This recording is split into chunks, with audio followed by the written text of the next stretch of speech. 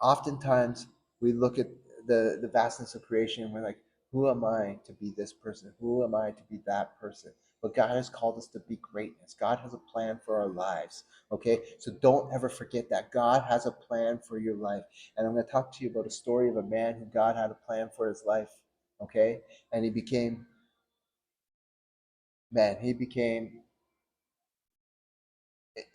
if he would have played a full career and everything, I think he would have been considered one of the greatest of all times. But even in a short time frame, he can be considered one of the best ever, right? Top 20 for sure, maybe top 15, possibly top 10. Um, but if he had a full career and he wasn't overlooked, he potentially could be in the top three in the running with Tom Brady as the greatest quarterback of all time. So let's talk about this quarterback. Okay, he was overlooked by NFL teams. He went undrafted. Okay, he couldn't land a roster spot, so he went undrafted. He tried to get land on a team, couldn't get a roster spot. Not even couldn't even get a roster spot like a backup quarterback or third string quarterback. He couldn't even get a practice squad position. Okay, he was overlooked. Okay, at one point in his life, he was stocking shelves in a grocery store to provide for his family. And on the weekends, he was playing in an arena football league. So he was stocking shelves during the week and playing in arena football league because he loved the sport. Okay, his name was Kurt Warner. Okay, this guy. You go look at his story, and he's a man of God, right? He's a man of faith.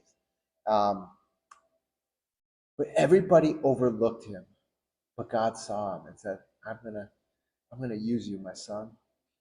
I'm gonna use you for some greatness. And Warner finally got a chance with the St. Louis Rams. He got a chance to shine. And when the moment came, he was ready. At the time, they called it the greatest show on turf. I think that was the coin phrase for it. Let me see, I have it written here. Greatest show on turf. Okay. Oh man, he had Torrey Holt and he had someone, I can't remember the other receiver. Torrey Holt and someone else. Guys, if you're listening right now, you're watching, put the name there. Put it right there in the comments because I'm gonna go back. I'm gonna look at your comments to see who it was. I'm not gonna look it up. Usually I Google it, but I know it was Torrey Holt and I can't remember the other receiver's name. But these guys, and I believe he had Marshall Falk in the backfield, one of the greatest.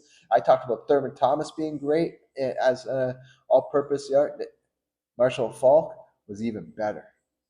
He could do it all and do it better than Thurman Thomas. So he had these two great receivers and one of the best running backs in the history, all purpose running backs. We got your bruisers, you got your Emmett Smiths that just boom plowed through lines and got numerous yards and touchdowns, and they won 3 Super Bowls because a lot to do with him. But Marshall Falk was one of those guys. He was that back that could do everything: block, um, run, catch in the flat, all those things, right? And so it was the greatest show on turf. These guys were just racking up yards when quarterbacks were, what's going on here? Like he was just blowing the league away with yards and touchdown passes, everything. I think Kurt Warner actually changed the game of football, changed it to what it is today, where we went from heavy running backs like that, your Emmett Smiths, your Thurman Thomas, your Barry Sanders. There is some good running backs, but that right now, but for years there really wasn't like bruisers like there was back then, man. And so the greatest show on turf, and they went on to play in the Super Bowl that year against the Tennessee Titans. I talked about the Music City Miracle earlier a bit. Yeah, that was the year we should have went to the Super Bowl with Doug Flutie and won it. But nonetheless, our owner put Rob Johnson in. We lost the Music City Miracle game, and Tennessee went on to the Super Bowl a few games later to play the St. Louis Rams, and St. Louis Rams won the Super Bowl. They won the Super Bowl, and Kurt Warner was named Super Bowl MVP. Super Bowl most valuable player. Okay? That's Psalm 8 right there. Lived out. That's lived out. Psalm 8 lived out right there. Where God says, I'm going to take something and I'm going to show the world. Guys, thank you so much for joining today. I hope the Holy Spirit moved through you today from this message. And if you know anybody that needs to hear this message, please hit that share button and send it to them, because that's what Christian for Life Ministries is all about. We want to transform people's lives for Christ. But again, thank you so much. I pray that you have an amazing day. And please hit that subscribe button, like, and comment. Let me know where you're at today. Let me know what I can pray for, or let me know how this message touched you. Thanks again, guys.